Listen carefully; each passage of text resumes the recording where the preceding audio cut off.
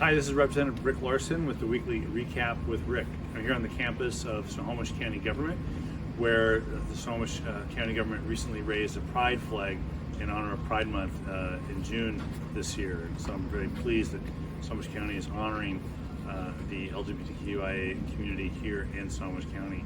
I also just got done meeting with the staff from Executive Dave Summers, whose staff briefed me on what they're planning to do with opioid settlement money that they have received, and if they've got a plan in place to use those dollars to help attack the opioid problem, especially the fentanyl problem here in Snohomish County.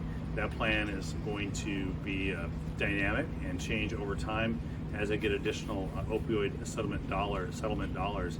This issue also came up in my conversation today with Island County Sheriff Rick Felici, who had a lot of serious concerns about the role that the federal government can play in ensuring that local governments get the dollars that they need, especially law enforcement get the dollars that they need to do the interdiction on dealers, while we're also ensuring the dollars come in for treatment and recovery for folks who become addicted to fentanyl and other opioids. So there's a lot of work to be done on that, and I'm tasking my staff to put a plan together for the 2nd Congressional District so we can support our communities in fighting the epidemic of fentanyl and other opioids. This week is a pretty exciting week as well, especially today, Friday, where we introduced the 2023 FAA reauthorization bill. This is the bill that will come out of the Transportation and Infrastructure Committee, where I'm the ranking member. It's a broad-based bill that focuses on ensuring aviation safety, focuses on U.S. innovation in aerospace and the airspace, focuses on the consumer experience and ensuring accessibility to air travel for people who might be wheelchair bound or who need mobility aids as well, and a variety of other issues that are important, including airport construction funding. So watch this space, because we'll be working towards passage of that bill in the next week out of the committee and get it to the full floor of the U.S. House of Representatives.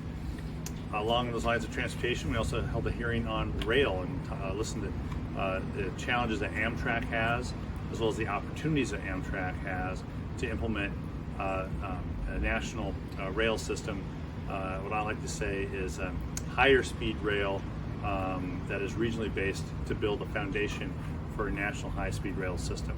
So we'll continue that work as well. And I just want to make a note that former State Senator John McCoy died recently. His services this weekend, and John, as a member of the Tulalip tribes, he was the first Native American in Washington State to be elected to our state legislature. But as John said, he not only represented the Tulalips and represented Native Americans, he represented everyone in his district. And he did that not just in the state legislature, but he represented America in the United States Air Force to help keep our country safe as well. So I honor John, and I lift my hands to John's memory and to his family and to the Tulalip tribes who will be celebrating his life this weekend, and we'll be there to celebrate along with folks and remember John and his many achievements, including a very strong and robust family, a legacy that he is leaving behind. So with that, that's this week's weekly recap with Rick, and we'll see you next week. Thanks.